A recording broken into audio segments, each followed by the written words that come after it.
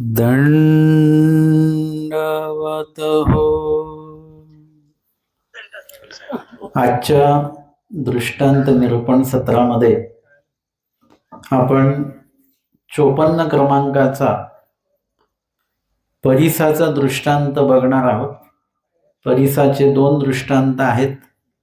त्यामध्ये या दृष्टांताला आधारीचे परिसाचा असं म्हटलं जातं. ईश्वराची अनन्यते तव, व्यवहारावरील बुद्धी काढिली देखुनी लोक वाया गेला म्हणते. ईश्वराची अनन्यते तव. मागील दृष्टांतामध्ये आपण बघितलं कुष्टियाच्या की केवळ अनन्यताची पुरे. कुष्टियाच्या दृष्टांतामध्ये जो कोणी जीव आहे त्या जीवाच्या ठिकाणी परमेश्वराला उपयोगी जाईल एवढं शरीर देखील त्याच्याकडे शिल्लक राहिलेलं नाहीये. पूर्ण ते झडून गेलेलं आहे. परंतु तरी देखील त्याची जी अनन्यता आहे, म्हणजे एकनिष्ठता जी आहे, ती एकनिष्ठता त्याला उपयोगी पडते. आणि म्हणून सांगितलं मागील दृष्टांतामध्ये की केवळ अनन्यताची पुरे, केवळ अनन्यता जी आहे ती सुद्धा पुरेशी आहे. एकनिष्ठता जी आहे ना, ती देखील पुरेशी आहे. आणि मग इतर गोष्टी जरी नसतील, एखाद्या वेळेस आचरण नसेल तरी चालेल, पण एकनिष्ठता पाहिजे. आणि विशेषता अशी आहे की एकनिष्ठता जर का असेल तर आचरण देखील आपोआप त्या ठिकाणी निर्माण होत असतं. आचरण त्या दिवशी बरोबर होत असतं. स्वामी सांगतात स्नेहाच्या कांजी जाणवे. म्हणजे स्नेह आहे हे कसं कळेल ना, काहीतरी देवाणघेवाण तुम्ही करत असाल तर मग लक्षात येते की काहीतरी स्नेह आहे. देणं घेणं काहीच नाहीये, देवाणघेवाण काहीच नाही, आणि म्हणायचं की आमचं स्नेह आहे बरं का. पण स्नेह आहे तर ते काहीतरी दिसलं देखील पाहिजे. परंतु विशेषता अशी आहे की स्नेह असेल तर ते आपोआपच दिल्या जातं, घेतल्या जातं. दोन्ही देवाणघेवाण, दोन्ही गोष्टी होतातच. ते मग सांगण्याची आवश्यकता नाही. आपण याच आधाराने म्हटलो की नुसती अनन्यता पाहिजे, एकनिष्ठता पाहिजे. मी मगाशी म्हटलं आचरण नसलं तरी चालेल, परंतु आचरणाशिवाय पुढे कुठलंच क्रिया फलद्रूप होत नसते. परंतु अनन्यता जर का असेल, एकनिष्ठता जर का असेल, तर त्याचं आचरण देखील आपोआपच त्या ठिकाणी प्रगट होत असतं. आणि म्हणून इथे आजचा जो दृष्टांत आहे तो परिसाचा दृष्टांत आहे. परिस म्हणजे एखाद्या लोखंडाला, धातूला नाही, म्हणजे प्रत्येक धातूला नाही काम करत ते. असं म्हटलं जातं की लोखंडच, त्या लोखंडाला जर का हा परिस लागला तर त्याचं सोनं होतं. आणि हा काल्पनिक दगड आहे असं म्हटलं जातं, परंतु तो काल्पनिक नाही, तो वास्तविक तसा दगड आहे. फक्त आपल्याला ते दगड मिळत नाही, आपल्याला दुसरी दगड मिळतील, पण एखाद्या लोखंडाचं सोनं करणारा दगड आपल्याला मिळत नाही. परिस आपल्याला कधीही मिळत नाही. आणि हा दृष्टांत स्वामींनी सांगितलेला आहे. त्याचं जी काही लापणिक आहे त्या लापणिकेमध्ये सांगितलं की ईश्वराची अनन्यते तव. ईश्वराच्या बाबतीमध्ये जी अनन्यता असते, म्हणजे एक निष्ठता जी असते, तर व्यवहारावरील बुद्धी काढिली देखुनी, म्हणजे ईश्वराच्या त्या एकनिष्ठतेमुळे किंवा ईश्वरावर जी बुद्धी आहे त्या जीवाची, जो भाव आहे, जी भक्ती आहे, त्याच्यामुळे काय होतं की व्यवहारावरील बुद्धी काढिली देखुनी, म्हणजे तो जो जीव असतो तो मग इतर जास्त व्यवहाराधिक कार्यामध्ये त्याचं जास्त लागले पण नसतं बरं का. तुम्ही बघा, तुमच्या आसपास असे काही लोक असतील की ते देवधर्म अधिक प्रमाणामध्ये करतात, तर ते बाकीच्या इतर गोष्टींमध्ये ते कुठे रस घेत नसतात. राजकारणाची गोष्ट निघाली ते त्या बैठकीमध्ये ते कधीच दिसणार नाहीत आपल्याला लोक. एखाद्याची निंदा कुठेतरी चालू आहे, त्या बैठकीत ते लोक आपल्याला कधीच दिसणार नाहीत. उगच व्यर्थ बडबड चालू आहे, त्या भागात ते लोक आपल्याला कधी दिसणार नाहीत. साधारण प्रापंचिक माणूस आहे, पण देवधर्माची जर का त्याला आवड असेल तर तो व्यर्थ कामांमध्ये आपला वेळ घालवत नाही. तेवढ्याच पुरतं तेवढं. त्याचं बोलणं पण असेल तर ते माफक आणि मर्यादित असतं. अर्थाशिवाय बोलणे नाही, व्यर्थ बोलणे नाही. आणि आपोआपच तुम्ही अध्यात्माकडे जर का ओढल्या गेलात की तुमचं व्यवहारातलं जो काही लक्ष असतं, अतिलक्ष असतं, व्यर्थ लक्ष असतं, ते आपोआपच त्याच्यामधनं कमी होत असतं. आणि म्हणून जर का समाजाला जर का असं दिसलं तर एखादा व्यक्ती खूप देवधर्म करतोय हे दिसलं तर काय वाटलं पाहिजे त्याच्याबद्दल आपल्याला, की चला बरं झालं, हा देवधर्म करतो त्याच्यामुळे वाईट व्यसनांपासून लांब आहे, वाईट गोष्टींपासून लांब आहे, हिंसेपासून लांब आहे, असे उद्गार निघाले पाहिजेत ना. तर लोक म्हणतात आता ते काही कामाचे राहिले नाही आपले, ते नुसतं देवदेव करत राहतात. कधी बघावं तर मंदिरात, कधी बघा तर स्नान करायला गेले, कधी गेले तर पोथी ऐकायला गेले. आता या व्यक्तीला लोक काय म्हणतात, वाया गेला असं म्हणतात. त्याचं उदाहरण मी तुम्हाला देईन, मग लगेच समजेल तुम्हाला. वर्गामध्ये सगळे मुलं मस्ती करत असतात, एकच मुलगा अभ्यास करत असतो. मग ते बाकीची मस्ती करणारी मुलं त्याचं नाव काढतात की नाव ठेवतात, त्याला नाव ठेवतात. वास्तविक त्यांनी नाव काढलं पाहिजे की आपण कुणीच अभ्यास करत नाही पण हा एकटा अभ्यास करतो आहे. तर उलट त्याला सगळे मिळून नाव ठेवतात की हो माहिती, आता भरपूर मार्क मिळणार आहे त्याला. तशा पद्धतीने देवधर्म करणाऱ्या व्यक्तीची गत आहे बरं का. तुम्ही जर का स्मरण करायला बसले, लोक तुम्हाला स्मरण करू देणार नाहीत. ते म्हणतील काय ते चांगलं गप्पा टप्पा चालून तुम्ही आपले डोळे बंद करून बसलेले आहेत. किंवा तुम्ही काहीतरी देवधर्माची गोष्ट करत असाल तर ते म्हणतील काय तुम्ही नेहमी कधी पण बघावं तर देवाचीच गोष्ट करत राहता. म्हणजे तुम्ही वाया गेले असं त्यांचं म्हणणं आहे. जे लोक मांसाहार करतात ते शाकाहार करणाऱ्या लोकांना काय म्हणतात, काय हे घास आणि गवत खातात असं ते म्हणतात बरं का.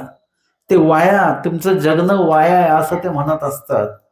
परंतु इत्यादी प्रकारे अध्यात्माच्या माध्यमातनं आपण जर का चांगलं कार्य करतोय तर हे नेहमी लक्षात ठेवायचं की लोक तुम्हाला नावं ठेवणार.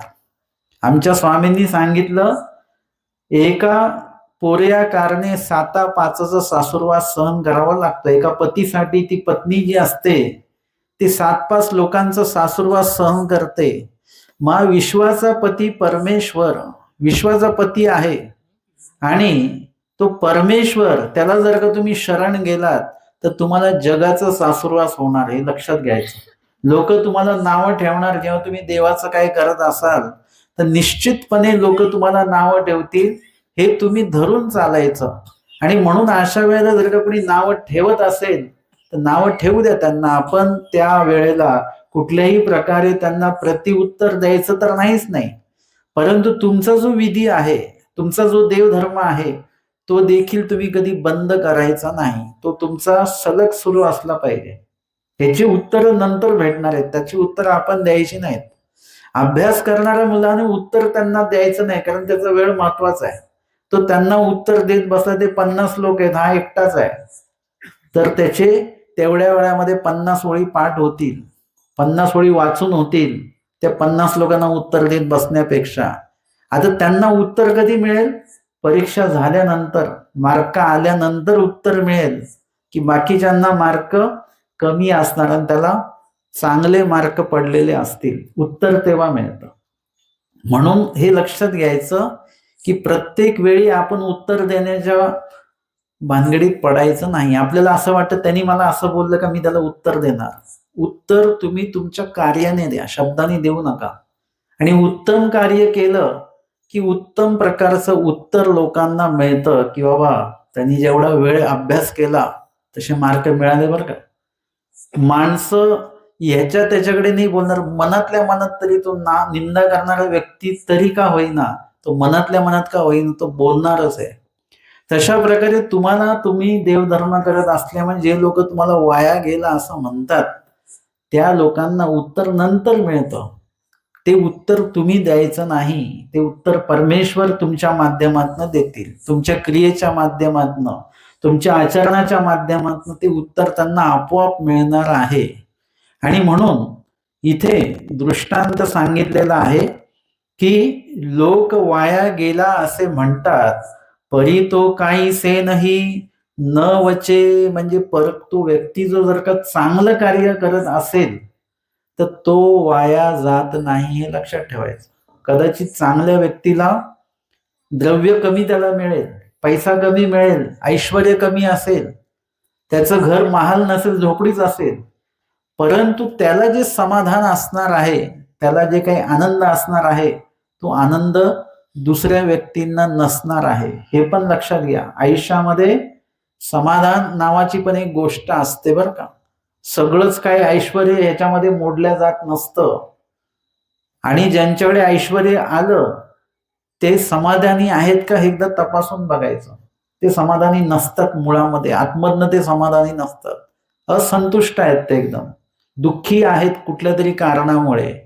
आणि म्हणून इथे आपल्याला लोक काय म्हणतील, काय म्हणत आहेत, याच्याही पेक्षा आपण काय करत आहोत, त्याचे परिणाम काय होणार आहेत, सकारात्मक आहेत का नकारात्मक आहेत, ह्याचं आपल्याला खात्री असली पाहिजे. आणि पूर्णपणे त्या दिवशी मी सांगितल्याप्रमाणे आपले स्वतःचे निर्णय असले पाहिजेत. फक्त ते निर्णय योग्य असणं, हे आपण ते निवडणं, हे आपल्या हातामध्ये आहे.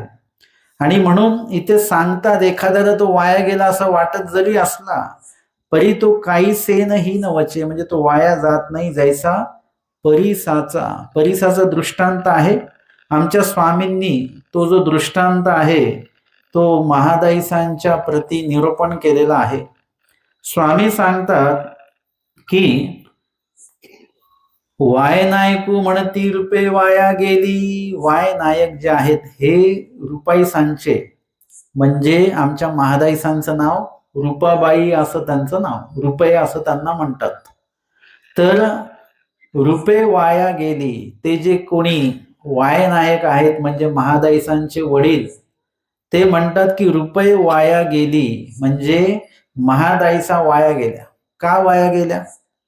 कारण की ते अधिक देवधर्म करतात. आता मुळामध्ये म्हणजे ज्या महादाईसा आहेत ह्या विधवा आहेत. आता विधवा असल्यानंतर त्या ठिकाणी त्यांच्या बाबतीमध्ये जर का आपण बघितलं तर आता त्यांचं आयुष्य काय आहे, आपण देमतींच्या बाबतीमध्ये बघितलेलं आहे.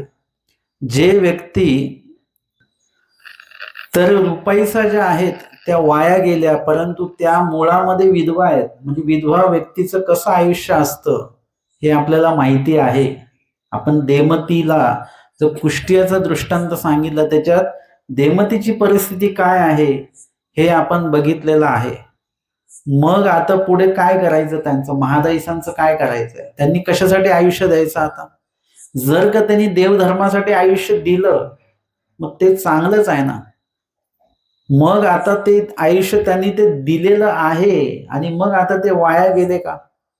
जर का ते वाईट वळणाला लागावेत किंवा त्यांच्या आयुष्याचं काहीतरी वाईट व्हावं, याही पेक्षा त्यांच्या आयुष्यामध्ये परमेश्वराचं अधिष्ठान आलेलं आहे, त्यांना परमेश्वराचं ज्ञान मिळत आहे आणि ते देवदेव करत आहेत. वाईट वळणाला जाण्यापेक्षा देवदेव करतायत, मग उलट चांगलं झालं ना त्यांचं. परंतु तरी देखील त्यांचे वडील काय म्हणतात, महादाईसांचे वडील स्वतः म्हणतात की रुपये वाया गेली, आमची महादाईसा वाया गेली. महादाईसे गोसाव्यान पुढा सांगितले. आणि हे तक्रार जी आहे वडिलांची, ती महादाईसांनी आमच्या स्वामींना सांगितली की माझे वडीलच माझ्याबद्दल असं बोलतात की मी वाया गेली म्हणून. स्वामी म्हणतात, वाय नायकू ऐसे म्हणती रुपे वाया गेली. सर्वज्ञ म्हणितले, बाई तुम्ही तयाच्या अवघ्या व्यवहार उपयोगा न वचा, तरी म्हणती आणि काही. लोक तुम्हाला वाईट कधी म्हणतात आणि चांगलं कधी म्हणतात हे लक्षात घ्या. तुम्ही चांगले असतात म्हणून तुम्हाला लोक चांगले म्हणत नाहीत, आणि तुम्ही वाईट असता म्हणून लोक तुम्हाला वाईट म्हणतात. वाईट असेल तर वाईटच म्हणतात, पण चांगले म्हणून कोणी चांगलं म्हणत नसतं. तुम्हाला कोणी जर का चांगलं म्हणत असेल तर लक्षात घ्यायचं की तुम्ही त्यांचे उपयोगी पडता म्हणून, तुम्ही त्यांना मदत करता म्हणून ते तुम्हाला चांगलं म्हणतात. आता तुम्ही लाख चांगले असा, पण तुम्ही जर का समोरच्याचे उपयोगी पडत नसाल, एकदा उपयोगी पडून बघा आणि एकदा उपयोगी न पडून बघा, तुम्हाला अनुभव येईल की उपयोगी पडले तर तुम्हाला ते लोक चांगले म्हणतात आणि उपयोगी नाही पडले तर तेच लोक तुम्हाला वाईट म्हणतात. है ना, पैशांच्या बाबतीमध्ये होत असतं. तुम्ही एखाद्याला पैसे द्या, तुम्ही त्यांच्यासाठी चांगले आहात, आणि एखाद्या वेळेस सांगा की नाहीये माझ्याकडे, तर ते लगेच तुम्हाला वाईट बोलतात. म्हणजे तुमचं चांगलेपणा वाईटपणा हा तुमच्या गुणाशी संबंधित नसतो, हा तुम्ही त्यांच्या उपयोगी पडता की नाही पडता यावर ते अवलंबून असतं. आणि म्हणून स्वामींनी हे स्पष्ट करून दिलं महादाईसांना की तुमचे वडील असं का म्हणतात, कारण की तुम्ही त्यांच्या उपयोगी पडत नाही आहात म्हणून ते तुम्हाला नावं ठेवतात. हे जर का तुम्ही तुमच्या वडिलांच्या उपयोगी पडले असते काहीतरी, तर मग मात्र त्यांनी तुम्हाला असं हे म्हटलं नसतं. तुम्ही त्यांच्या अवघ्या व्यवहार उपयोगा न वचा तरी म्हणती आणि काही, आणि म्हणूनच ते तुमच्या बाबतीमध्ये असं बोलतात. स्वामी म्हणतात, बाई तुमचे जे तया गोमटे ते काही बाई ते जाणत असती. तुम्ही जे काही चांगलं कार्य करताय आणि त्याच्यामुळे त्यांना जो काही लाभ होतो आहे आणि होणार पण आहे ते केवी जाणती, म्हणजे त्यांना ते माहिती नाही. आपल्याला दृष्टपर जे आहे, समोर जो लाभ होतो ना त्या लाभाला आपण लाभ म्हणतो, पण प्रत्येक लाभ तुमचा समोर होणार नाहीये. काही लाभ तुमचा अदृष्टपर लाभ असणार आहे, जो लाभ तुम्हाला आता दिसणार नाहीये पण त्याचा उपयोग तुम्हाला नंतर होणार आहे. आता त्याचा लाभ नाही होणार. प्रत्येक लाभ आपल्याला लगेच प्राप्त नाही होणार आहे. आपण जे आत्ता अन्न खाल्लं त्याचं लगेच 1 तासाने रक्त तयार होतं का? आपण म्हटलं मी एवढं अमकं अमकं खाल्लं पण मग रक्त का नाही वाढलं? मग ते 8 दिवसात किंवा 1 महिन्यात असं लगेच वाढणार आहे का ते? नाही, हे खात राहा तुम्ही. ते आपोआप एका विशिष्ट दिवसाने ते बरोबर ते जे काही प्रमाण त्याचं वाढायचं ते वाढणार आहे. तशा पद्धतीने आध्यात्मिक कार्य अशा प्रकारचे आहेत की त्याचा लाभ तुम्हाला लगेच भेटणार नाही, पण त्यांचा लाभ तो जो आहे तो जमा होत राहतो. तो आपल्याला लाभ दिसत नाही, तो अनुभवाला येत नाही, परंतु बरोबर त्या वेळेला ते असतं. है ना, काही नंबर असे असतात त्याच्यावर लिहिलेलं असतं एमर्जन्सी नंबर, म्हणजे तो नेहमी लावायचा नंबर नाही. जेव्हा ते एमर्जन्सी येईल, जेव्हा ते संकट येईल त्याच वेळेला ते आपल्याला डायल करायचं आहे. तशा पद्धतीने ते तेव्हा उपयोगी पडणार आहे. ते तसं आध्यात्मिक लाभ जो आहे तो ह्या क्षणाला तुम्हाला उपयोगी पडेल नाही पडेल, परंतु तुमच्या संकट काळी मात्र तुम्हाला बरोबर त्या गोष्टीचा लाभ होणार. आणि मग तुमच्या लक्षात येईल की आपण जे काही देवधर्म आतापर्यंतच केला ना त्याचं हे फळ आहे, आपल्याला प्राप्त झालेलं आहे. आणि म्हणून इथे सांगतात की बाई तुमचेनी जे तया गोमटे, तुमच्या चांगल्या वागण्यामुळे तुमच्या अध्यात्मामुळे त्यांना जो काही लाभ होणार आहे ते त्यांना माहिती नाही. स्वामी म्हणतात कवणीकू महात्मा, आणि इथे स्वामींनी या आधारीच्या परसाचा जो दृष्टांत आहे तो आधारीचा जो परिस आहे त्या परिसाचा दृष्टांत स्वामींनी निरूपण केलेला आहे. आधारीचा परिस का म्हटलंय ते आपल्याला दृष्टांतामध्ये कळेल. कवणा एका महात्म्याची आधारी परिसू होता, म्हणजे त्याचा जो झोळणा असतो, त्याची जी काही गोरख झोळणा ज्याला बोलल्या जातं, त्या झोळ्यामध्ये त्याचा विविध त्याला जे काही लागतात त्या माफक गोष्टी त्याच्याकडे आहेत.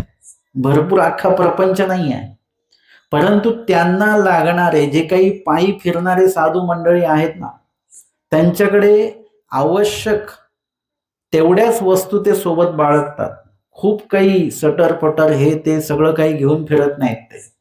मग त्यांच्याकडे त्यांना लागणारे जे काही गोष्टी असतील ते तर आहेच, परंतु त्यांच्या आधारी परिसू होता, त्यांच्याकडे त्या पिशवीमध्ये त्यांच्या परीस सुद्धा आहे.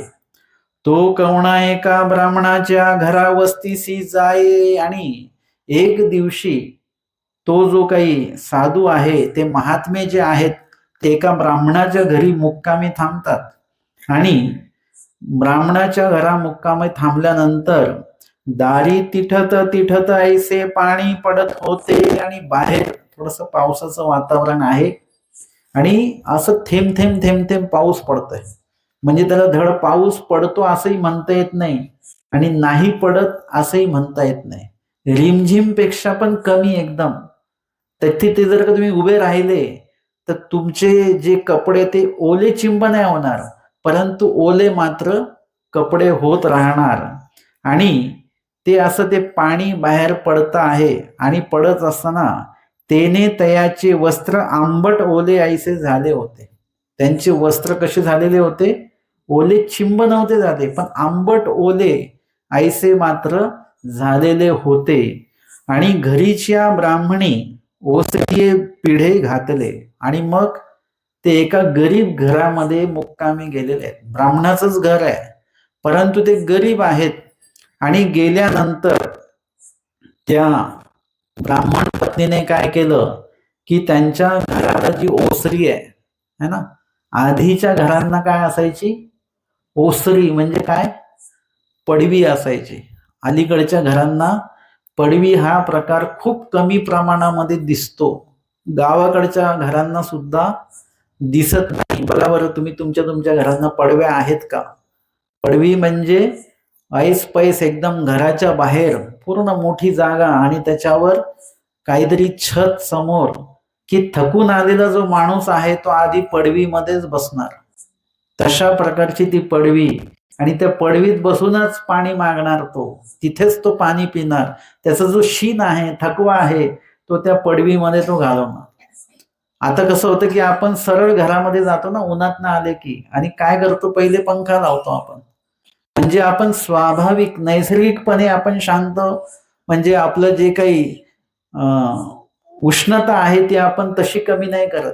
इथे कसं आहे, इथे निसर्गाच्या सान्निध्यात बसून ते जे काही थकलेलो आहोत तो शीण घालवणे वगैरे वगैरे हे नैसर्गिक पद्धतीने आधीच्या काळामध्ये व्हायचं. ते ओसरी. आमच्या स्वामींनी सांगितलेलं आहे की कुठेतरी कुणाच्या तरी ओसरीला तुम्ही, एक तर गावाच्या बाहेरी खांड देऊळ असेल, गावाच्या कडीसरा बाहेरून म्हणजे गावाची जी भिंत आहे त्याच्या बाहेरून, किंवा गावाच्या त्या भिंतीच्या आतमधून, वेशीच्या भिंतीच्या आतमधनं किंवा बाहेरून, किंवा कुणाच्या तरी ओसरीला निद्रा करावी. पण अलीकडे पाहिलं तर ओसरी हा प्रकारच नाही दिसत. आणि म्हणून या ठिकाणी सांगितलेलं आहे की त्या ब्राह्मणीने काय केलं? ओसरी पिढे घातले, म्हणजे पाठ बसायला दिलेला आहे. पाय धुतले आणि त्यांचे पाय धुतलेले आहेत. तांब्या भरून दिलेला आणि त्यांना तांब्या भरून दिलेला आहे त्यांचं काही विधी विधान करण्यासाठी. तेने संध्या केली, म्हणजे संध्या वंदन वगैरे जो काही विधी केला जात असतो तो विधी त्या ठिकाणी त्यांनी केलेला आहे. तव तो ब्राह्मणू आला, आणि तेवढ्यामध्ये त्या घराचा जो मालक आहे ब्राह्मण, तो त्या ठिकाणी उपस्थित झालेला आहे. डोये वानेराची पेंढी, त्याच्या डोक्यावर जे काही धान्य, वानेराची पेंडी त्याच्या डोक्यावरती आहे ते ठेविली, आणि त्यांनी ती ठेवलेली आहे तिथे. ते सदुर्बुळे ब्राह्मणे, सदुर्बुळे, सदुर्बळे, सदुर्बळे म्हणजे विशेष असं दुर्बळ आहेत. खूप काही सामान्य परिस्थिती जी असते त्याच्याही पेक्षा थोडेसे दुर्बळ आहेत ते. आणि ऐसी ते ब्राह्मणे तया ते गाय दुहे, आणि त्यांच्याकडे एक गाय आहे दुभती. तेने गाय दुहिली, त्यांनी काय केलेलं? ती गाय दुहिली आणि राळेयाचे खिचटे रांधिले. राळेयाचे खिचटे, राळ्याला जे धान्य असतं त्याचं त्यांनी असं खिचडी सारखं त्यांनी ते बनवलेलं आहे. लोणियाचा कवडा ताविला, लोणियाचा कवडा. आता ते एवढे जर का दुर्बळ आहेत तर त्यांच्याकडे लोणी कुठून आलं असेल? कस काय लोणी आलं बरं यांच्याकडे? गाय आहे त्यांच्याकडे. असं दृष्टांत ऐकलं पाहिजे बरं का. निरूपण ऐकता ऐकताच काही प्रश्न विचारावे लागतील मला, की म्हणजे आता रात्रीचं निरूपण आहे, ते काळोखात झोप, डोळे बिळे लागतात वगैरे असं होत असतं बरं का. तर असं निरूपण ऐकताना पूर्ण लक्ष देऊन ऐकायचं, की त्यांच्याकडे गाय आहे, ते जरी दुर्बळ ब्राह्मण असतील, त्यांच्याकडे द्रव्य नसेल, काही नसेल, पण त्यांच्याकडे ती गाय आहे आणि त्या गायीचं रोजचं दूध असेल, त्याचं विरजन असेल, त्याचं लोणी असेल, त्याचं तूप असेल, असं सगळं. आणि त्यांनी जी खिचडी वाढलेली आहे त्यावर त्यांनी काय केलं, लोणीचा कवडा ताविला, म्हणजे लोण्याचा गोळा असेल तो त्यांनी थोडासा तापवलेला आहे आणि मग त्याचं जे काही तूप निघालेलं आहे ते तूप त्याच्यावर त्यांनी ते वाढलं असेल. मग तयासी ठाव केला, त्यांना भोजनाची व्यवस्था केली. तथा दोघाही, म्हणजे त्या दोघांनाही वाढलेलं आहे, घरातला व्यक्ती म्हणजे तो पती आणि महात्मा दोघांनाही वाढलेला आहे. असं म्हणतात की भोजनाला बसताना घरातला एक माणूस देखील बसवायचा सोबत, पाहुण्यांसोबत. का बसवायचा? कारण की त्या भोजनामध्ये काही मीठ कमी जास्त जर का असेल तर ते पाहुणे सांगतील का? नाही सांगणार. तुम्ही पाहुण्यांना विचारा, मीठ वाढू का, मीठ आणू का, तर पाहुणे म्हणतील का आणा म्हणून? नाही. काही गोष्टी विचारायच्या नसतात बरं का, ते आणून वाढायच्या असतात. तुम्ही म्हटले तूप आणू का, असं आणू का म्हटल्यानंतर ते नाही म्हणतील, त्यांना वाटतं ते दुकानात आणणार आहेत की काय वगैरे. तूप सरळ घेऊनच यायचं. काही तुम्हाला वाढायचं असेल तर तिथे घेऊन या आणि मग विचारू शकता. तर जसं खानदेश आहे ना, खानदेशमध्ये ते वरणपोळीचं जेवण असतं, साधं वरण आणि चपातीचा असा चुरा करायचा, त्याचं आळं करायचं, त्याच्यात ते वरण वाढणार. वरण किती वाढणार? थोडं थोडंच वरण वाढलं जातं. जेवढ्या वेळ वरण तेवढ्या वेळ तूप वाढलं जातं आणि तूप वाढताना तिथे विचारत नाहीत आणि ज्यांना वाढतंय ते बस म्हणत नाहीत. असं दोन्ही असतं. म्हणजे तूप वाढणारे पण तसेच आहेत आणि खाणारे पण तसेच आहेत. सवयीचा भाग आहे तो. आपल्याला असं इतर लोकांना तेवढं तूप दिलं तर तेवढं खाता नाही येणार. आता परत तो काला तेवढा संपला, अजून चपातीचा सगळं ते आळं तसंच आहे, सुक्या चपातीचा. परत वरण घ्यायचं, परत तूप, परत वरण घ्यायचं, परत तूप. अशा प्रकारे तेवढं तूप ते वाढलं जातं. म्हणजे तिथे तूप वाढण्यात कुठल्याही प्रकारची कंजूसी नाही आणि खाण्यामध्ये पण कुठल्याही प्रकारची कंजूसी नाही. अशा प्रकारे तिथे म्हणजे मुद्दा असा सुरू आहे की काही गोष्टी अशा वाढताना ते विचारायच्या नसतात, पण ते भस्कन पण वाढायच्या नाहीत बरं का. ते समोरच्याच्या पण लक्षात आलं पाहिजे की वाढायला येत आहेत बरं का. नाही तर एकदम येऊन पटकन काहीतरी वाढलं त्यांना ते नको असतं. म्हणजे असं सगळं तारतम्य असणं खूप गरजेचं आहे. तर या ठिकाणी त्यांनी दोघांनाही वाढलेलं आहे. आपला विषय सुरू आहे की घरातला एक माणूस बसवायचा सोबत, म्हणजे काय कमी जास्त असेल भोजनामध्ये तर ते लगेच ते सांगू शकतात आणि ते आपल्याला पाहुणे मंडळी कोणी सांगणार नाही आणि म्हणून ती एक प्रथा जी आहे ती सुरू झालेली आहे. जे कोणी आपल्याकडे साधू संत आलेले ते कदाचित तुम्हाला काही सांगणार नाहीत. असं आहे की त्या ठिकाणी कदाचित साधू मंडळी जे आहेत ते सांगणार नाहीत, कारण की त्यांना ती सवय आहे, पात्री पडेले भोजन करण्याची सवय असल्यामुळे त्या ठिकाणी दोघांनाही वाढलेलं आहे. आणि मग स्वामी म्हणतात की ब्राह्मणा एकाच्या घरा वस्ती गेला आणि त्या ठिकाणी ते भोजन वगैरे त्यांना वाढलेलं आहे आणि भोजन वाढल्यानंतर भोजन दोघांचं झालेलं आहे आणि मग तुटकी ऐसी बाज, त्यांच्याकडे जी बाज आहे ती कशी आहे, तुटकी आहे थोडीशी.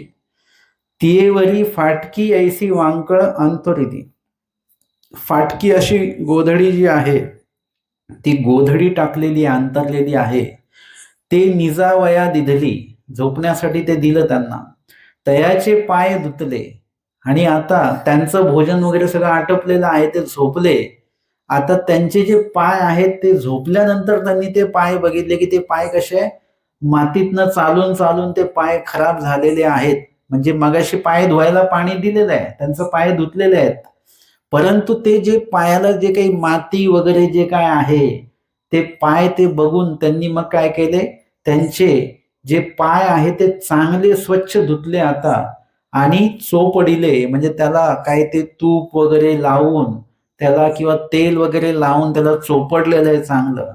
एतुकेनी तो संतोषला, म्हणजे ते महात्म्यांना खूप बरं वाटलं. ते जे अन्न होतं ते काही पंचपक्वान्न होतं का?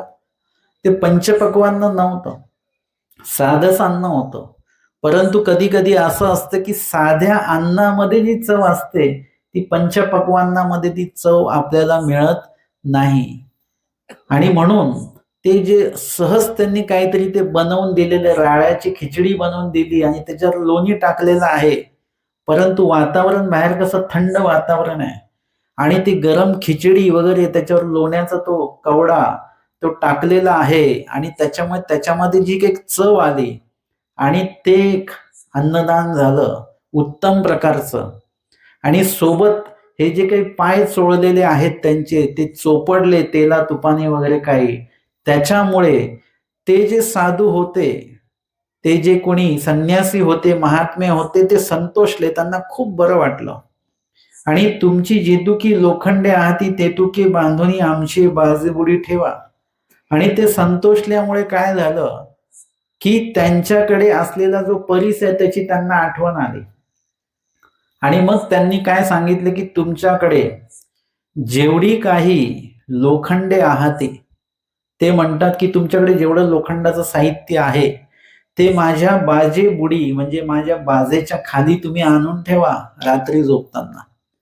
आता त्यांनी आपल्यासारखे असते तर विचारलं असतं की कशासाठी, काय वगैरे, काय करायचं आहे, पण त्यांनी काही विचारलं नाही. ते इतके साधे लोक आहेत, चांगले लोक आहेत. आमचे स्वामी सांगतात साधा संताची ओसरी बिढार कीजे, तसे एकदम साधे लोक आहेत. आणि त्यांनी ते सगळं आणून ठेवलेलं आहे. आणि मग त्याच्यामध्ये काय आहे, पाच फाळू तुता इळा कुराडी हे सगळं साहित्य आणून ठेवलं. बांधुनी तयाची बाजे बुडी ठेवली, ते सगळं एकत्र बांधून त्यांच्या समोर ते बाजे खाली ठेवून दिलेलं आहे. तो पहाटेची उठीला किंवा पहान पटीची उठीला, म्हणजे भल्या पहाटे ते महात्मे जे आहेत ते उठले. आधारियेचा परिसू काढिला, त्यांच्या त्या झोळीमध्ये जो परीस आहे तो परीस त्यांनी काढला. तेथ लावणी आपण निघून गेला, आणि त्या संपूर्ण लोखंड जे आहे त्या लोखंडाला ते परीस लावला. आणि तो परीस लावल्यामुळे त्याचं काय झालं, काय झालं असेल, सोनं झालं. माझ्याकडे असं काही नाही बरं का. तर त्याचं सगळ्याचं सोनं झालं. आणि ते सोनं करून तो महात्मे जे आहेत ते तिथून निघून गेले, तिथे थांबले नाही. तो ब्राह्मण उठीला, आता तो ब्राह्मण सकाळीच उठला आणि बघितलं ते महात्मे तर निघून गेलेले आहेत. आता त्यांच्या जो काही दिनचर्या असेल त्या महात्म्यांची की सकाळी भल्या पाठी लवकर उठून निघून जाणं, त्या अनुसार ते निघून गेलेले आहेत. ते म्हणाले बरं ठीक झालं, आपल्याकडनं सेवा झाली वगैरे असं काही मनामध्ये त्यांच्या आलं असेल. आता आपली दिनचर्या काय आहे रोजची, तर आता शेतामध्ये जायचं आहे. मग हा जो ब्राह्मण आहे तो उठला, डोये लोखंड ठेवून शेता घेऊन गेला. त्या काळची लोक किती वाजता उठायची, सकाळी लवकर, सूर्य उठायच्या आधी. आपल्यासारखं नाहीये 7-8च्या नंतर, सूर्य निघाल्यानंतर नाही, सूर्य निघायच्या आधी लोक त्या काळची उठायची. अलीकडे म्हणजे खेडेगावामध्ये देखील लोक लवकर उठतात, परंतु शहरी भागामध्ये मात्र लोक लवकर उठत नाही शक्यतो. काही भागात उठतात, काही भागात नाही उठत. परंतु जुन्या काळामध्ये सरसकट अशी सवय होती एक, की लवकरात लवकर उठायचं सकाळी. आणि भल्या पहाटे तो उठला आणि सगळं त्याचं लोखंड, जे आता काय आहे, लोखंड आहे का ते, आता ते लोखंड नाही, ते सोनं आहे. परंतु त्याच्यासाठी ते लोखंडच आहे. सगळे ते अवजार जे आहे शेताचे ते सगळं तो डोक्यावर त्यांनी घेतले नेहमीप्रमाणे आणि तो गेलेला आहे. आणि वखरू जुंतीला, आणि त्यांनी वखर जुंतीला तेव्हा पास लव लागली, म्हणजे त्या ठिकाणी वखरीला लावायची जी काही पट्टी असते त्याला पास म्हटलं जातं. तर ते काय झालं, पास लव लागली म्हणजे ती अशी वाकली. लोखंडाची होती तेव्हा ती कशी होती, तो धातू कसा आहे लोखंड, आणि सोनं धातू कसा आहे, है ना, एक टणक आहे, चांगलं मजबूत आहे, आणि एक एकदम नरम धातू आहे सोनं म्हणजे. आणि ते पास लव लागला. तेथ लावणी आणि मग त्या ठिकाणी नांगर जुंतला तो फाळ लवू लागला. नांगराचा जो फाळ आहे तो सुद्धा वाकायला लागला. मग त्यांनी ते सोडून दिलं आणि मग त्याने काय केलं की तुतेनी करुनी माती फेडी. त्याने तुता म्हणजे ती माती काढण्याचं जे काही खुरप वगैरे जे आहे ते सुद्धा त्यांनी त्या ठिकाणी आता म्हटलं की काय करू, आता माती तरी काढून टाकू लागलेली. तर ते जे काही तुता होता ते देखील असं वाकला तो. आणि माती न फिटे इळेनी करुनी गवत घेऊ बैसला. मग आता काय करायचं, कुठलंच अवजार चालत नाहीये. मग त्यांनी इळा घेतला आणि त्याच्याने गवत काढायला लागलं की हे गवत तरी काढून टाकू आता, नाही काय तर आता तिथे गवत काढायला लागला तर गवत निघवे म्हणजे गवत निघे ना. आधी त्याला काय होती, धार होती वगैरे सगळं काय, परंतु आता मात्र ते सोन्याचं झालं. त्याची धार वगैरे आता काहीच नाही. त्याच्याने काही गवत जसं निघालं पाहिजे तसं काही ते निघेना. कुऱ्हाडी करुनी झाडे फेडू आदरली. मग आता कुऱ्हाड घेऊ आणि हे झाडांच्या जे काही फांद्या आहेत त्या फांद्या तरी तोडून टाकू, म्हणून त्यांनी ते केलं. तर कुऱ्हाडी वांकली, तर कुऱ्हाड जी आहे ती वाकली. त्याचं जे काही पुढचं टोक आहे ते असं वाकून गेलं. ऐसा निधावला म्हणजे इतका वैतागून गेला की आपण काही काम करायला चालू तर ते सगळं उलटच होऊन राहिलं, कुठलंच काही हे चालून नाही राहिलं. आणि तो वैतागला आणि मग त्याच्या लक्षात आलं की हे सगळं आपण कुठे ठेवलेलं होतं, त्या महात्म्यांच्या बाजे बुडी त्यांनी सांगितलेले ठेवायला, आणि तिथे आपण ठेवलेलं होतं. आणि ते तिथून मग म्हणजे काल मी रात्री सगळं घेऊन आलो तिथपर्यंत सगळं व्यवस्थित चालू होतं. आणि आता सगळे जे अवजार आहेत ते खराब झाली एक प्रकारे. हे कशामुळे झाले, कोणामुळे खराब झाली, त्या महात्म्यांमुळे ते खराब झालेली आहेत. त्या माणसाला माहितीच नाही की ह्याचं सोनं झालेलं आहे. का नाही कळलं, कारण तिथे अंधार आहे, काळोख आहे. त्या काळोखामध्ये सर्व त्याची कामं सुरू आहेत आणि म्हणून त्याच्या ते लक्षात नाही आलं की लोखंड आहे की सोनं आहे. तिथे पुरेसा जो उजेड पाहिजे तो उजेड तिथे नसल्यामुळे त्याला तो वैतागून गेला आणि लोखंडे डोई ठेवून घरा घेऊन आला. ते सगळं जे काही अवजार आहेत ती डोक्यावर त्यांनी ती बांधून वगैरे डोक्यावर ठेवली आणि तो घरी घेऊन आला. दारी लोखंडे घातली आणि दारामध्ये अंगणामध्ये आल्यानंतर, जे आधीच्या घरांना अंगण सुद्धा असायचं बरं का, तर त्या अंगणामध्ये आल्यानंतर त्यांनी ते सगळी जी काही अवजार आहे तिकडे टाकून दिली अशी. आणि वैतागलेला आहे तो. आणि मग तो पत्नीला ओरडून विचारतो अंगणातनच की पापिनी पापिनी कवणासे बिढार दिदले. पापिनी, त्या पत्नीला त्याने दोष दिला की कुणाला तू काल मुक्कामी ठेवलेलं होतंस. त्या महात्म्यांनी काय केलं, कुजांतर केले म्हणजे आपल्या कुटुंबाचं कुजांतर केलं. सगळे जे काही साहित्य आहे, आपण एकतर दुर्बळ आहोत, असं नाही आहे की हे खराब झालं म्हणून दुसरं साहित्य आहे किंवा नवीन आणू किंवा विकत आणू, असं नाही. एवढं साहित्य आपल्याकडे ते सगळंच्या सगळं आता खराब झालेलं आहे. महात्म्यांनी कुजांतर केले, काहीतरी जादूटोणा केला आणि एवढं चांगलं लोखंड आहे ते सुद्धा बेकामी झालं, निकामी होऊन गेलेलं आहे. आजी माझा सोन्याचा देहाडा वाया गेला.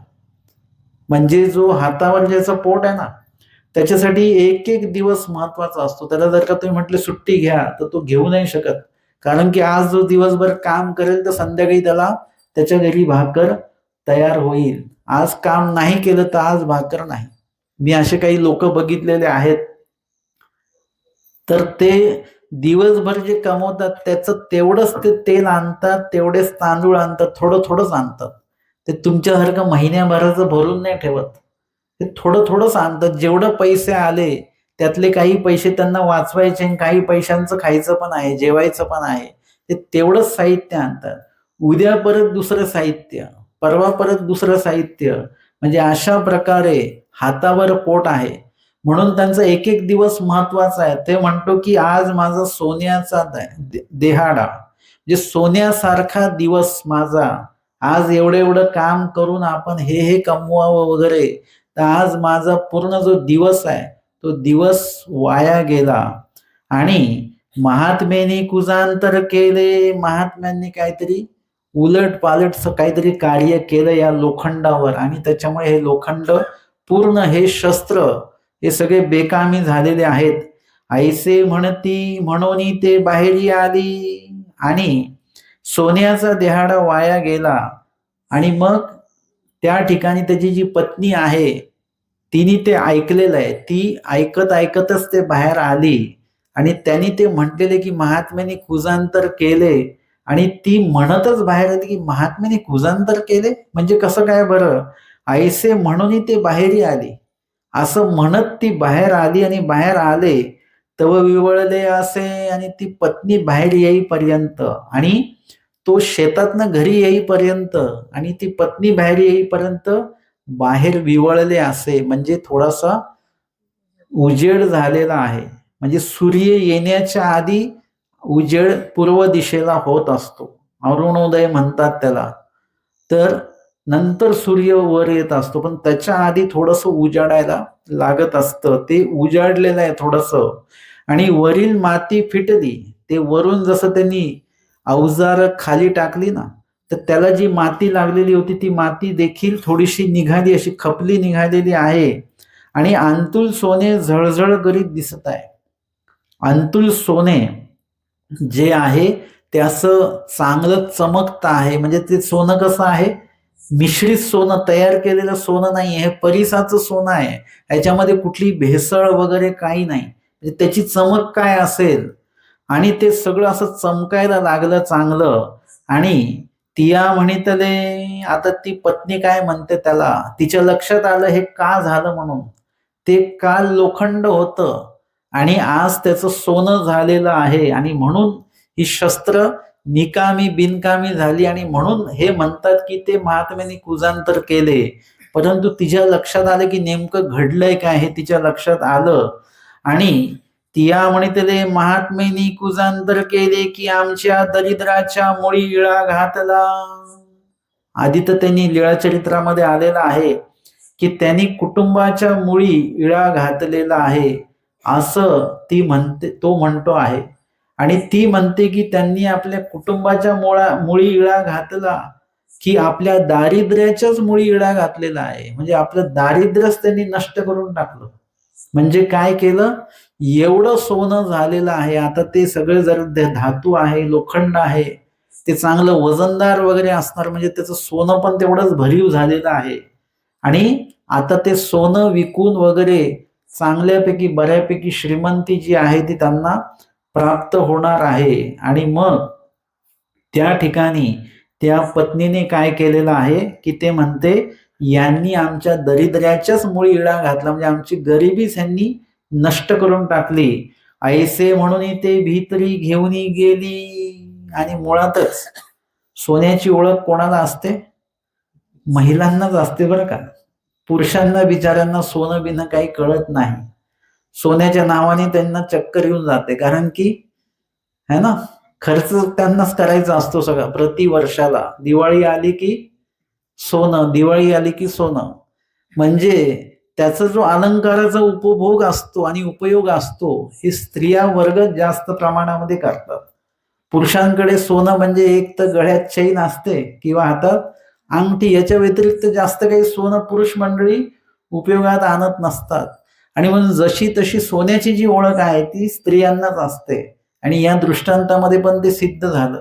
त्या पुरुषाला ते सोनं आहे की काय ते लक्षात नाही आलं, पण त्या बाईने त्या पडवीतनच बघितलं अंगणातलं ते सोनं, आणि ती बोलता बोलता ती पहिले आतमध्ये घेऊन गेली. कारण की असं कल्पना मी करतो की बाजूच्या घरातली बाई झाडत बाहेर असेल, तिच्या ते डोळ्यामध्ये आलं नाही पाहिजे. तिने पहिले ते सोनं काय केलं, आतमध्ये घेऊन गेलेली आहे. फक्त स्वामींनी लीळाचरित्रात अजून एक फुलंब्रीची गोष्ट सांगितलेली आहे की बाई हा जाना, हा मठ कसा बांधलेला आहे, मठ कसा बांधला गेला. म्हणे ने. मग स्वामींनी सांगितलं की एक महात्मे कोणीतरी या एका घरी आलेले होते, आणि घरी आल्यानंतर त्यांनी त्यांच्याकडे जी पाण्याची पिशवी होती, कपड्याची पिशवी असेल ती पाणी भरायची, तर त्यांनी ती पिशवी त्या खुटीला अडकवून ठेवली आणि ते भिक्षेला गावात गेले. तेवढ्यामध्ये तिचा नवरा तो आलेला आहे त्या ठिकाणी जेवायला, आणि त्या पत्नीने काय केलेलं आहे, ते जेवण वाढण्यासाठी ताट घेतलं आणि ते ताट वाढलं आणि पतीने विचारलं की हे ताट कोणाचं आहे? हे आपलं ताट आहे, हे आपल्या घरचं ताट आहे. म्हणे हो. म्हणे हे सोन्याचं ताट आहे. त्या लिळेतली बाई जी आहे तिला मात्र सोनं कळालं नाही. ती जगातली पहिली बाई असेल, तिला सोनं हा धातूच कळाला नाही. अख्खं ताट सोन्याचं झालेलं आहे. मग तिने पण बघितलं, हो. हे कुठे ठेवलेलं तू? ते म्हणाले की मी ह्यांनी जी काही पाण्याची पिशवी आणली त्याच्यातनं ते पाणी गळत होतं म्हणून त्याच्या खाली मी ते ठेवलेली होती.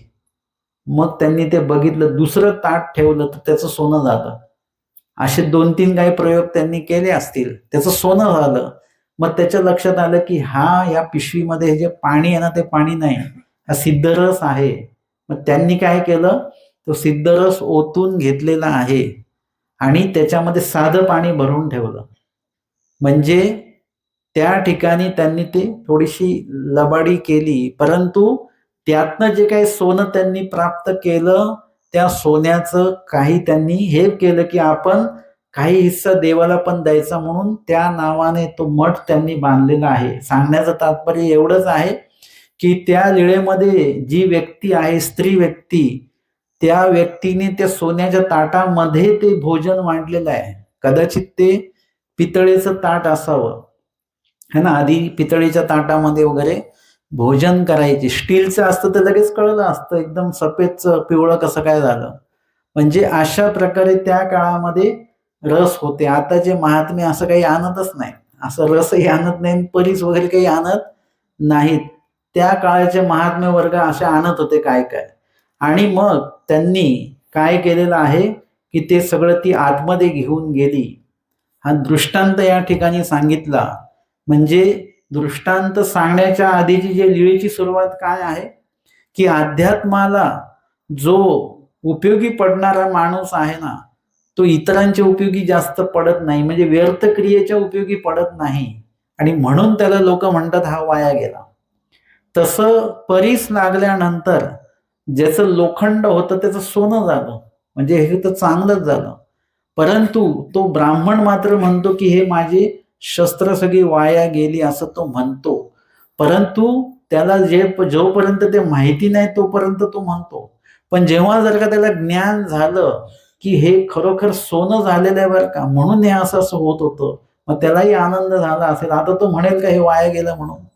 तो नाही म्हणणार. उलट तो म्हणेल बरं झालं, अजून काही लोखंड असं तेही ठेवले असते तर बरं झालं असतं. अशा प्रकारे वायनायक जे आहेत, महादैसांचे वडील, त्यांना मात्र माहिती नाही आहे की या ठिकाणी महादाईचा योग्य कार्य करते, त्याचं ज्ञान त्यांना नसल्यामुळे त्या ठिकाणी ते त्या महादाईसांना नावं ठेवत आहेत. पण वास्तविक महादाईसा मात्र उत्तम प्रकारचं कार्य करत आहेत. हा दृष्टांत स्वामींनी सांगितला. याचा सिद्धांत सांगतात, तैसे तुमचेनी तया गोमटे आती, तुमचेनी जे तया गोमटे आती, किंवा तया जे गोमटे आती, त्यांचं जे भलं आहे ते ते काही जाणत असती बाई. म्हणजे ते वायनायक जे आहेत, तुमचे वडील आहेत, ते त्यांना त्याचं लाभ काय होणार हे त्यांना माहिती नाही, आणि म्हणून ते तसं म्हणत आहेत. हा दृष्टांत स्वामींनी आणि त्याचा सिद्धांत देखील या ठिकाणी सांगितला. आणि परीसाचा अजून एक दृष्टांत आहे. बाई परीसी लोह लाविजे, परीसी लोह लाविजे, म्हणजे तो परीस जो आहे तो लोहाला लावा किंवा लोह परीसाला लावा. तेणे करुणी गंधी काळी मा कठीणपण जाय. त्या लोखंडाच्या ठिकाणी दोष आहेत. कुठले कुठले दोष आहे? एक विशिष्ट प्रकारचं त्याला वास येत असतो लोखंडाला. आणि काळी माय, लोखंड कुठल्या रंगाचं असतं? रंग दिलेला नाही. मूळ लोखंड कुठल्या रंगाचं आहे? काळ्या रंगाचं असतं.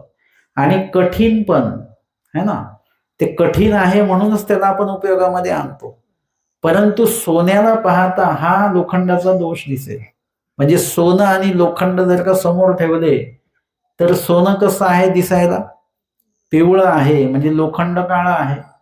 किंवा सोन्याला असं कुठलंही असं गंध येत नाहीये, कुठला वास नाहीये.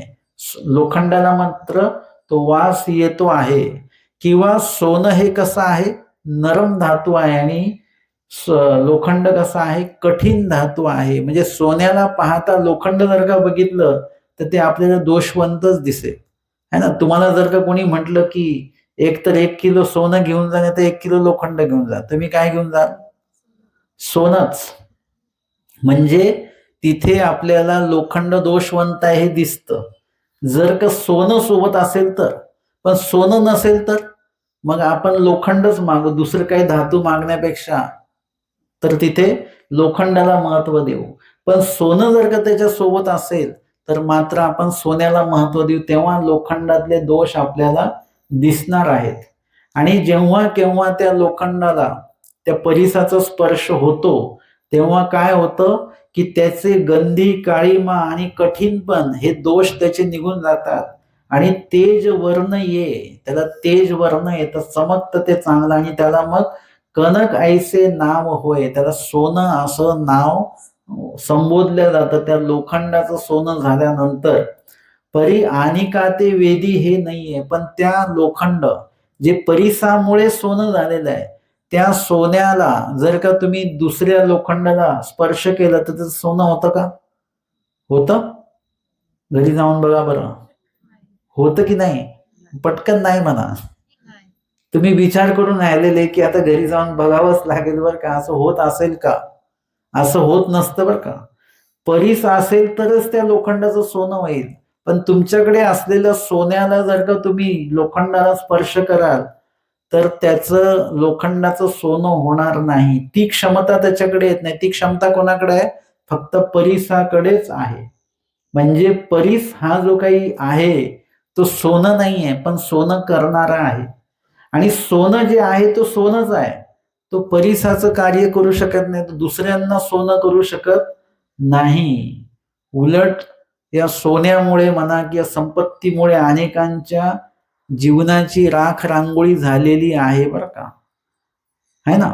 म्हणजे सोनं हा जो काही धातू आहे जेवढा चांगला आहे उपयोग आणण्यासाठी, पण तेवढाच तो वाईट आहे जेव्हा त्याच्याबद्दल आपल्याला काहीतरी भोगावं लागतं, दुःख भोगावं लागतं सोन्यामुळे, सुवर्णामुळे, संपत्तीमुळे, द्रव्यामुळे, तेव्हा मात्र हे सगळ्यात जास्त वाईट आहे. अनेकांचं जीवन याच्यामध्ये सुधारलं असेल तर अनेकांचा जीव याच्यामुळेच गेलेला आहे. अशा प्रकारचा हा धातू आहे, गुणदायक पण आहे आणि दोषदायक पण आहे. आणि तैसे जीवाचे जीवत्वच आहे तसं इथे परीस म्हणजे काय आहे तर परमेश्वर आहेत. परमेश्वराचा स्पर्श जेव्हा आपल्याला होईल तेव्हा आपल्यामध्ये जे काही दोष असतील, जीवत्व जो आहे म्हणजे सुखदुःख ग्राहकत्व भाव जो आहे तो निघून जातो आपला. आपण सतत सुख आणि दुःखाच्या फेऱ्यामध्ये अडकलेलो आहोत, है ना. एकदा जर का आपल्याला थंडी असेल तर ऊन भेटल्यानंतर बरं वाटतं, म्हणजे सुख वाटतं. आणि त्याच वेळेला तुम्ही सावलीत आले तर दुःख होतं थंडीमध्ये. हेच उन्हाळा असेल तर सावलीत आले की बरं वाटतं आणि उन्हात गेलं की दुःख होतं उन्हाळ्यात. म्हणजे आपण सुख दुःखामध्ये अडकलेलो आहोत. सुख आणि दुःख याच्या वेगळं आपल्या आयुष्यामध्ये काही नाही आणि याचाच प्रवास आपला चालू आहे. सुख दुःख हे सगळं त्याच्यामध्ये चालू आहे. आणि त्याच्यामुळे आपण जेव्हा सुख दुःख ग्राहकत्वाचे जेव्हा वेगळे होऊ तेव्हा आपण थोडे शांत होऊ, बरं वाटेल आपल्याला. आणि तो दोष त्या परमेश्वराच्या स्पर्शामुळे, परमेश्वराच्या सन्निधानामुळे सुखदुःख ग्राहकत्वा भाव आपला निघून जातो. म्हणजे निष्काम कर्म, निरपेक्ष जे आयुष्य आहे ते आपण ज्या दिवशी जगायला लागू त्या दिवशी आपल्या आयुष्यातनं सुखदुःख हा जे काही आपल्या मागे लागलेले आहेत ते निघून जाईल आणि आनंद जो आहे आपल्या जीवनामध्ये आनंदाचा संचार होईल. आनंद हे सुखापेक्षाही एक वेगळं आहे. आपल्याला असं वाटेल सुख आणि आनंद दोन्ही सारखेच आहेत, पण आमच्या स्वामींनी व्याख्या केली की दुःख मिश्रित सुख त्याला सुख म्हणावे. आपलं जे सुख आहे ना, आपण जेही सुख उपभोगतो त्याच्यामध्ये दुःखाचा अंश आहे काहीतरी. दुःखाशिवाय सुख नाही मिळत आपल्याला. तुम्ही म्हटले की आधीच्या काळामध्ये पंखे होते का? आधीच्या काळात पंखे नव्हते, आता पंखे आहेत. मग ते पंख्याची हवा घेतल्याने चांगलं असतं का? नाही, ते नंतर कळतं आपल्याला, काही एका विशिष्ट वयानंतर. किंवा ते आता अलीकडे एसी लावतात. एसी आधी तर छान वाटतं ते, पण एका विशिष्ट वयाने सांधे जे आहेत ते सांधे दुखायला लागतात. तुम्ही पंख्याखाली झोपलेला असाल तर सकाळी उठताना आपल्याला थोडा त्रास होतो, उठू वाटत नाही, अंग एकदम मोडून येत असतं. म्हणजे जेवढं सुख आहे त्याच्यामध्ये दुःखाची मिश्रता त्याच्यामध्ये दडलेली आहे. आणि म्हणून कुठलंही सुख केवळ सुख नसतं, त्याच्यामध्ये दुःख हे सोबतच असतं. ते दुःखाची जाणीव आपल्याला नंतर होते. त्या पद्धतीने हे निष्काम कर्म जेव्हा आपण करू त्यावेळेला आपण सुखाच्या वेगळे होऊ आणि आनंदामध्ये आपला प्रवेश होणार आहे. आनंदामध्ये कुठल्याही प्रकारची मिश्रता नाही. आनंद म्हणजे निरतिशय तो आनंद बोलीजे, ते केवळ आनंद आहे की आनंदच आहे त्याच्यामध्ये. आणि वस्तुत्व ये म्हणजे त्याच्यातला त्या जीवातला जे जीवपण आहे ते निघून जातं एक प्रकारे, आणि त्याच्यामध्ये एक चांगला जो गुण आहे तो त्याच्यामध्ये तयार होतो. परी परमेश्वरू नव्हे म्हणजे परमेश्वरासारखा जीव होतो, परंतु परमेश्वर मात्र तो होत नाही, हे लक्षात घ्या. आपण निर्दोष होतो म्हणजे काय होतो? आपण दोषवंत होतो म्हणजे काय असतो? आपण दोषवंत असतो म्हणजे आपण कुठेतरी एक राक्षसी वृत्तीकडे आपण चाललेलो आहोत. जेवढे दोष तयार आहेत तेवढी तशी ती वृत्ती. आणि जेवढं आपण निर्दोष होतो तेवढं आपण ईश्वरासारखं होत असतो. ईश्वर कसे आहेत? ईश्वर परमेश्वर हे निर्दोष आहेत, त्यांच्यामध्ये कुठल्याही प्रकारचा दोष नाही. आपण त्यांना दोष मात्र देत असतो की देवाने असं का केलं आणि देवाने तसं का केलं, हा दोष आपण देवाला देतो. पण मुळात मात्र परमेश्वर हे निर्दोष आहेत. आणि आपण देखील निर्दोष होणं म्हणजे परमेश्वरासारखं आपण होतो. तुम्ही पूर्ण निर्दोष झालात तर तुम्ही पूर्ण परमेश्वरासारखे झालात, परंतु परमेश्वर आपण होऊ शकत नाही. आपण शेवटी कोण आहोत? जीव आहोत, तर आपण जीवच राहणार आहोत. आपण परमेश्वर नाही होऊ शकत. परमेश्वरासारखे मात्र आपण होऊ शकतो. तशा पद्धतीने इथे स्वामी सांगतात की परमेश्वर परायणाचे संबंध आहे.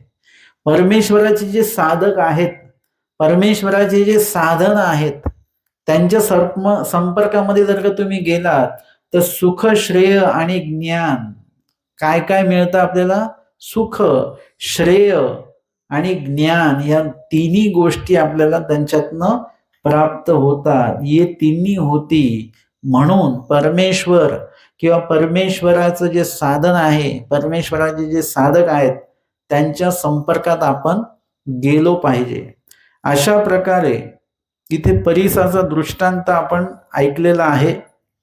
आणि परीसाच्या दृष्टांतामध्ये आता आपल्याला स्वतःला तिथे बसवायचं आहे की लोखंड म्हणजे कोण आहोत? आपण आहोत लोखंड. आणि तिथे परीस स्पर्श आहे म्हणजे परमेश्वराच्या ज्ञानाचा स्पर्श आहे, आचरणाचा स्पर्श आहे. आमचे आचार्य भट्टोबाज जे होते, आधीचा काळ त्यांचा खूप वाईट काळ होता. आणि ज्या दिवसापासून आमच्या स्वामीचं नुसतं नाव त्यांच्या कानावर पडलं, तिथून भट्टोबासांमध्ये एवढा बदल झाला, इतका बदल झाला की पूर्णपणे अशुद्धत्व जे होतं ते शुद्धत्व त्यांच्यामध्ये आलं. अपवित्रता होती ते पवित्र ते झालेले आहेत. आणि पूर्णपणे त्यांच्यामध्ये आयुष्यामध्ये बदल झाला. एक माणूस म्हणून पूर्णत्वास ते आले आणि परमेश्वराचे आवडते देखील झाले. इतका मोठा बदल त्यांच्या आयुष्यामध्ये झालेला आहे. आणि म्हणून आपल्याला आपलं आयुष्य जर का लोखंड असेल, हे पण लक्षात घ्या बरं का. आता सध्या प्लॅस्टिकचा सगळं हे चाललंय, आता वातावरण है ना, प्लॅस्टिक युग म्हणतात याला. एक पहिले काहीतरी अश्मयुग का काय काय असे होते ना, है ना. तर आता कुठलं युग चालू आहे? आता प्लॅस्टिक युग चालू आहे. आता प्लॅस्टिकच्या युगामध्ये तुमच्याकडे सगळ्या गोष्टी प्लॅस्टिकच्या असतील आणि आता परीस भेटला आपल्याला, आता काय उपयोग होईल का काही? त्या प्लॅस्टिकला जर का तुम्ही ते परीस लावला तर त्याचं सोनं होणार नाही. आपल्याला पण आपलं सोनं करायचं तर आपल्याला लोखंड असावं लागेल, लोखंड व्हावं लागेल. आणि मग परमेश्वराचा स्पर्श झाला तर आपलं सोनं होणार. आपण जर का प्लॅस्टिक जर का असू आपण स्वतः, तर आपल्याला परमेश्वराचा स्पर्श होणार नाही, परमेश्वराच्या स्पर्शाची जाणीव आपल्याला होणार नाही, है ना. जेव्हा आपण आध्यात्मिक स्थळी जातो त्यावेळी तिथे काय निरूपण चालू आहे हे आपल्याला कळत नाही, त्या निरूपणाचं गांभीर्य आपल्याला कळत नाही. आपण फक्त कानावर ते शब्द येऊ देतो बस. आता एक फॉर्मॅलिटी आहे, आपल्या गावात निरूपण आहे तर आपल्याला जावंच लागेल, बसावंच लागेल, आपल्याला निमंत्रण दिलेलं आहे, आमंत्रण दिले म्हणून यावंच लागेल आपल्याला. म्हणून जर का आपण बसलेलो असू तर, तुम्ही तसे बसलेले आहात असं मी म्हणत नाही, पण म्हणून जर का आपण त्या भावनेने बसलेले असू तर आपण प्लॅस्टिकच आहोत. आता त्या ठिकाणी निरूपणाचा जो परिस्पर्श आहे, निरूपणाच्या शब्दांचा जो परिस्पर्श आहे, निरूपणामध्ये जो आचाराचा परिस्पर्श आहे, ते तत्वज्ञानाचा जो परिस्पर्श आहे तो आपल्याला होणारच नाही. ते आपल्याला समजणार नाही काय चालू आहे. जसं ते आम्ही सांगतो ना, अन्यवार्थ करू नका, निरूपणाच्या आधी काय करा, स्मरण करा. पण तो विषय जर का आपल्याला कळत नसेल, रोज आपण निरूपणाच्या आधी बडबडच करत असू, देवाचं नामच घेत नसू, म्हणजे काय आहे, आम्हाला त्या वाक्याच्या त्या वचनाचा जो परिस्पर्श आहे तो आम्हाला होऊन राहिलेला नाही आहे. आणि हा परिस्पर्श होणं खूप गरजेचं आहे. जीवनामध्ये जे काही महत्वाची वाक्य नुसतंच अध्यात्माच्या ह्याच्यात नाही, आपल्या आयुष्यामध्ये जेही कोणी आपल्याला चांगले वाक्य सांगतात, आपल्या शिक्षकांपासून, आपले आई वडील असतील, आपले गुरु असतील, जेही कोणी आपल्याला आयुष्यात चांगले वाक्य बोलणारे लोक भेटतात, त्यांची वाक्य जमा करून ठेवा. ती सगळी वाक्य परिस वाक्य आहेत. त्या वाक्यांमुळे आपल्या जीवनाचं सोनं आपल्याला प्राप्त होणार आहे. आणि जर का अध्यात्माशी, या सगळ्या गोष्टींमुळे तुम्ही अध्यात्मातली तुमची बैठक चांगली होणार. जर का तुम्हाला चांगलं ऐकण्याची सवय असेल, चांगलं श्रवण करण्याची सवय असेल, चांगलं साठवण्याची सवय असेल, तर भविष्यात तुम्ही अध्यात्माशी जोडले जाणार, नाही तर अध्यात्माशी जोडले जाणार नाही. आज कितीतरी तरुण पिढी जी आहे ती व्यसनांच्या अधीन झालेली आहे. त्यांना हा कुठलाही परिस्पर्श त्यांनी करून घेतलेला नाही आहे, आणि त्याच्यामुळेच ते कुठेतरी अध्यात्माशी संबंधित नाही आहेत. आणि जे लोक अध्यात्माशी संबंधित नाही आहेत त्यांच्या आयुष्यामध्ये थोडंसं असं सगळं उलट उलट उलट सगळ्या गोष्टी चालू आहेत. कोणीतरी कुठल्या तरी गोष्टींमुळे कुठल्या तरी व्यसनाच्या अधीन जात आहे. म्हणजे हे काय आहे, हे सगळंच्या सगळं अध्यात्माच्या वेगळं असल्यामुळे आपण कधीतरी चुकीचं पाऊल लगेच उचलून जातो. असं मी म्हणत नाही की अध्यात्माच्या जे संपर्कात नाही आहेत ते चांगले नाहीत, अशातला भाग नाही, ते चांगलेच आहेत, पण त्यांचा पाय कधी वांगला पडेल हे सांगता येत नाही. पण त्यांच्याकडे जर का अध्यात्म असेल तर मात्र त्यांचा पाय कुठेही चुकीच्या ठिकाणी पडू शकत नाही. जेव्हाही त्यांच्यावर कुठलं संकट येईल तेव्हा ते जे काही अध्यात्माच्या आधाराने योग्य निर्णय घेऊन आपलं आयुष्य जे आहे ते पुढे चालू ठेवतील. ते आयुष्य स्वतःच संपवणार नाहीत किंवा कुठल्याही व्यसनाला ते आपलं आयुष्य देणार नाहीत. आणि म्हणून या सर्व गोष्टींसाठी आपल्याला जे चांगल्या विचारांचा जो परिस्पर्श आहे तो आपल्या आयुष्याला, आपल्या जीवनाला, आपल्या हृदयाला झाला पाहिजे. आणि आपण आपल्या आयुष्याचं जे काही सोनं आहे ते निश्चितच करून घेतलं पाहिजे. आजच्या सत्रामध्ये आपण या ठिकाणी 54 क्रमांकाचा परिसाचा दृष्टांत आणि त्या संबंधित महादायीसांच्या संदर्भातली जी लीळा आहे ती लीळा या ठिकाणी श्रवण आणि चिंतन केलेली आहे. दंडवत